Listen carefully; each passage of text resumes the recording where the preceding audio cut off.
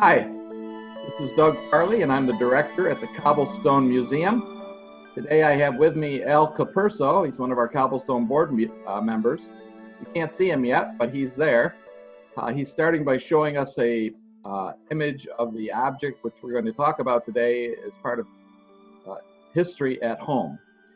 Today Al is going to talk about this chandelier that he has in his home, which was originally from the Hart Mansion in Albion. So Al, tell us a little bit about that and we'll get us started.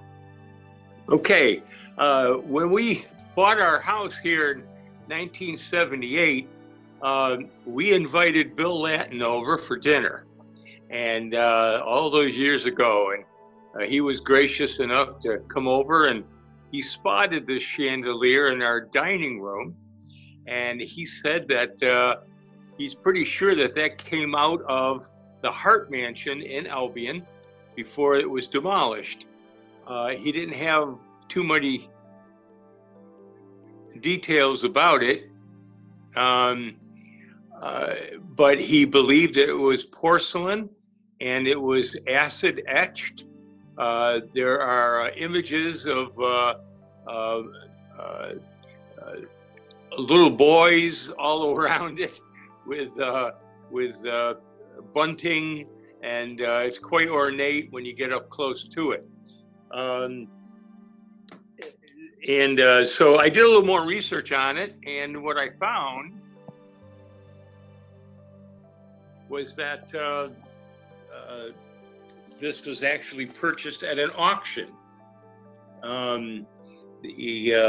Jerry Swazinski, who grew up in this house, tells me that her mother in 1942 went to the auction that the Harts had before the house was demolished, and she bought this there, and they installed it here at the house.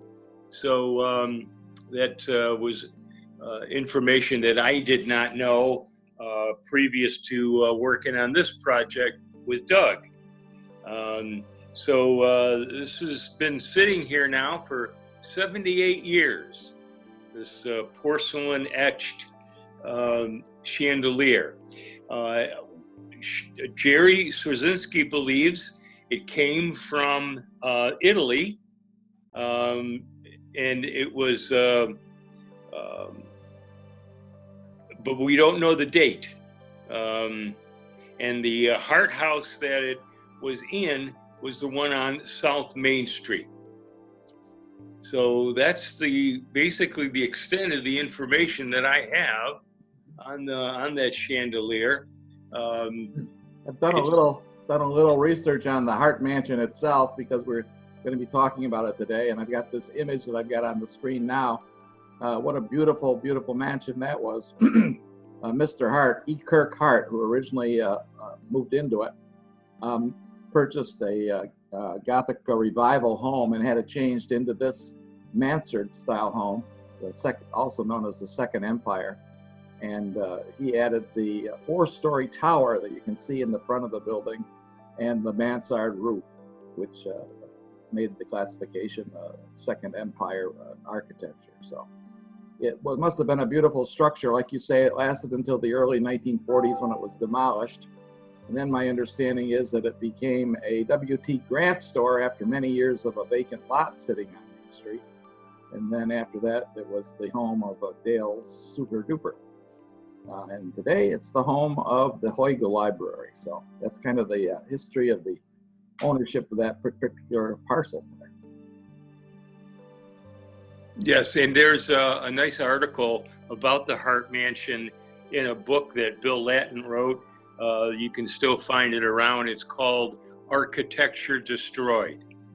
It's interesting that you mentioned that because I'm hoping that the Cobblestone Museum will be able to republish that book in the near future. So we're looking at the options to have that done. So that was a wonderful publication of some beautiful architectural singularities such as this home, and that really most people have no idea existed. So that's right. And if I could add, Doug, that in that book, there are a number of cobblestone buildings that were destroyed.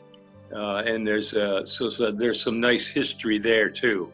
Yeah, it makes it all the better for the Cobblestone Museum to actually republish that. So That's right.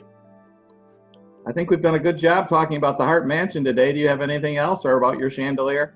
No, we're just very proud to have it.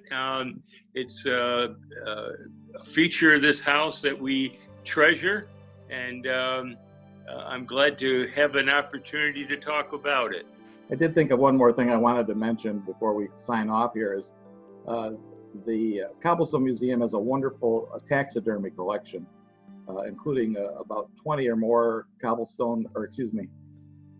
taxidermy birds. And that collection right now is housed in our Farmers Hall, which we hope to have open again this summer as soon as the restrictions are lifted. But if you haven't seen that particular collection, it's really amazing. And the reason I bring it up in regard to this episode of History at Home is that the collection was originally part of the enclosed in the Hart Mansion. So another wonderful connection to that Hart Mansion. Not only your chandelier, but also the great collection of taxidermy birds, which we have on display. So thanks, Al. Have a great day, and thank you for your participation. Yep. Take care. Hopefully I'll find a few more people that want to talk about some of their history at their own home. We'll keep going on these episodes. Have a great day. Thank you, Doug.